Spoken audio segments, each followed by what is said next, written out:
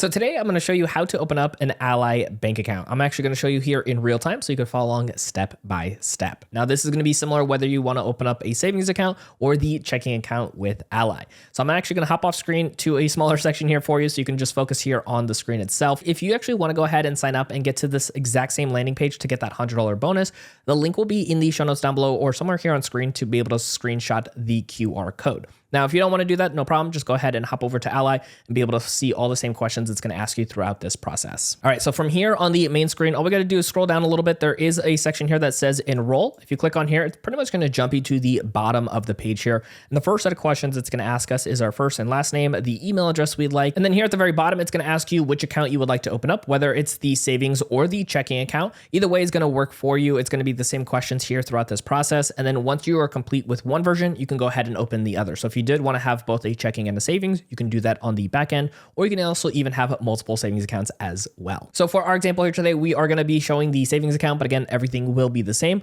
So again, we're going to go ahead and have everything filled out here, and we're going to click on get started. Now, if you did end up clicking that referral bonus or using somebody else's referral bonus, you are going to see this terms and conditions about the bonus. So all we got to do is make sure we agree on the first two options. The third is optional. You can see there. We're just going to scroll down right over here, toss in our phone number, and then click on enroll. Now, if by any chance you are having trouble clicking on the I agree sections, make sure you actually scroll through the entire agreement before it can actually be clicked. So just something to keep in mind. All right, so the next question it's going to ask us is if we already have an Ally account, and we do not. So we want to go ahead and choose here where we do not have an Ally login. So that way we can go ahead and create this in the process. Now, if by chance you actually have an Ally account, like say a credit card or a home loan, you can actually go ahead and choose the already have Ally account. We're going to go ahead and click on continue without having had an Ally login. Now from here, it's going to ask you what type of account you would like to have. You can do individual, joint if you have a partner with you, or you can do it in a trust or a custodial account if this is going to be for somebody under the age of 18. Now, if we scroll down just a little bit here, you can see all the different type of accounts we have. We of course chose the savings account a little earlier, but if you did need to switch it over to spending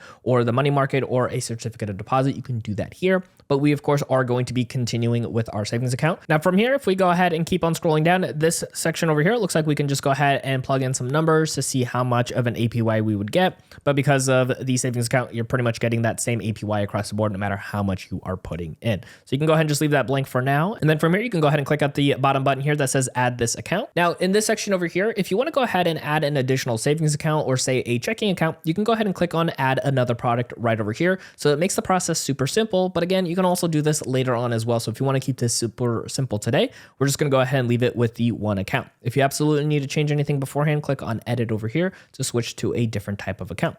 So from here, we're going to go ahead and click on next step. The next question here, it's going to ask for your information. It is letting you know that we have to check this box off here to know that we are a US citizen or currently residing in the US. Since we have that checked off now, we can go ahead and click on continue. And then from here, it's going to ask for a couple more things. It does ask for the first name again, the last name, and then you can see here a date of birth. We are going to need to put in our social security number. So something to keep in mind, this is going to be required with opening up any kind of type of bank account right now. That is a federal requirement there. It is going to ask for the mother's maiden name, occupation, and then country of citizenship. We keep scrolling down here. This is going to be some contact information, plug in an email and phone number, as well as our home address. So we're putting in a lot of information here all at once for us. And then making sure that if our mailing address is different than our actual address here, we want to click on no and add in a second address. But for most people, it should be just an automatic yes here for us. And we're going to click on the next button after we fill all of this out. And I'll show you what the next section looks like. All right, so from this next section right over here, it is going to do a review of all the information you just put in. I would recommend just take an extra second and glance over, make sure your address is right, your information is right, just making sure everything looks good here for us. And then we're going to go ahead and click on edit if we absolutely needed to go back to this. And then if we scroll down here just a little bit as well, you're going to see a section here that adds a joint owner. So if you have a spouse or a partner you want to add into this account, you can go ahead and click on this and it'll ask similar information for that other person. Once we are complete with either our own or adding a second person, we're going to go ahead and click on next step. And then from here, it's about submitting the application. So it is going to have a consent information piece right over here. If everything looks good for you, you can go ahead and click on agree and continue. And then from here, it's going to be asking to request for taxpayer identification number and certification. For this, most likely is going to be a no for this question here, but make sure you read through it properly. If everything looks good, just scroll down a little bit right over here at the very bottom and click on certify and continue if everything is correct. Now here, it's going to ask for confirming some of the agreements. If everything looks good, you can go ahead and check off this box. You can double check and read everything here. If it all looks good, just keep scrolling down here and click on submit application. Now, some people might run into this next question right over here, but not everybody. It might need to have a confirmation for your phone number. So if that's going to be the case, you're just going to click on send link, and there will be a link that gets sent to your phone number that you've added on file. Now, yours might show up like this right over here, and I did want to show this just in case, is that your application might actually take a couple days to get approved. Otherwise, sometimes it can only take a couple of minutes. So there are just some backend factors that can take place.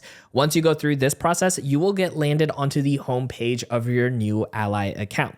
Now, like I mentioned, if you want to get that $100 bonus that we talked about earlier, I'll have a link for you in the show notes down below, so you can go ahead and get started right on that landing page and get that nice bonus, which does also help support us out to make more free content just like this for you. Now, speaking of free content, we actually have a full beginner's guide on how to utilize your Ally account all the way through. So check out our video right over here to learn more about using Ally.